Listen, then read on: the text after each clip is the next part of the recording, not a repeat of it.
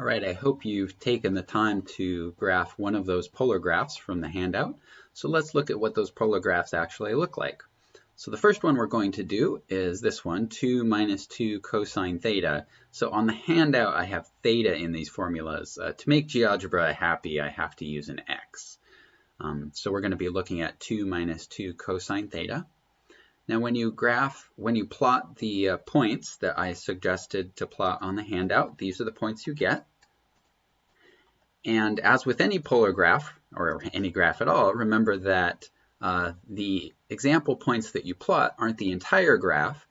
As theta changes smoothly from one angle to the other, it crosses a lot of points in between these. And so your options to know what happens in between these points, your options are either just plot more points or think about the general trend of what the function does between these points and sketch your graph based on that. So for example, going from this is where theta is pi over 2 and this is where theta is 2 pi over 3. As theta increases from pi over 2 to 2 pi over 3, cosine just decreases smoothly, and so and it also becomes negative, and so this is going to make this grow a little bit. So it's just going to grow smoothly from here to there. So if you think about sort of the trend of cosine from point to point here, nothing unusual happens, and so you can kind of just fill in the gaps in the way that seems obvious.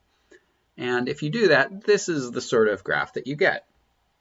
This sort of shape gets called a cardioid. If you sort of turn your head to the right 90 degrees, it looks sort of vaguely heart-shaped, I guess. So it gets called a cardioid. Let's look at the next function. It was 2 minus sine of theta. And if you plot the points for that one, it looks like this.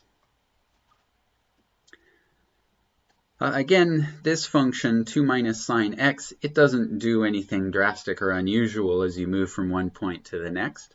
So when you sort of fill in the gaps between the points, it ends up looking something like this. This particular shape, it looks kind of circular, but it isn't actually a circle. If you look carefully, it's slightly flattened on the top. And on the bottom, it's sort of a little too pointy to be a circle, I guess you could say. This shape is called a limacon. All right, let's look at the third function. It was 2 times sine of 3 times theta. When you plot the points, you get something like this. And this is one example where I don't think it's particularly, just these points aren't particularly informative. To really get a good idea of what this graph is doing, you really need to either plot more points or think hard about what happens to the value of this function. So when the angle theta is 0, sine of 0 is 0, so that puts us at the origin. Now as theta starts to increase, sine increases until pi over 6, because when theta is pi over 6 in here, 3 times pi over 6 is pi over 2, and sine of pi over 2 is 1. That's as big as this ever gets. So the graph will increase from this central point out to this outer point here, where the angle is pi over 6. And after that, sine starts getting smaller again. So it's going to go back towards the origin, apparently.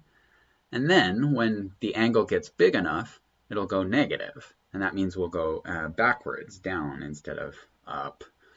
And when you think through all of the trends of what happens to sine, this is what you get. So this general class of polar graphs is called a rose, because I guess these things are supposed to make you think of petals. All right. The last example that we were looking at is 3 cosine 2 times theta.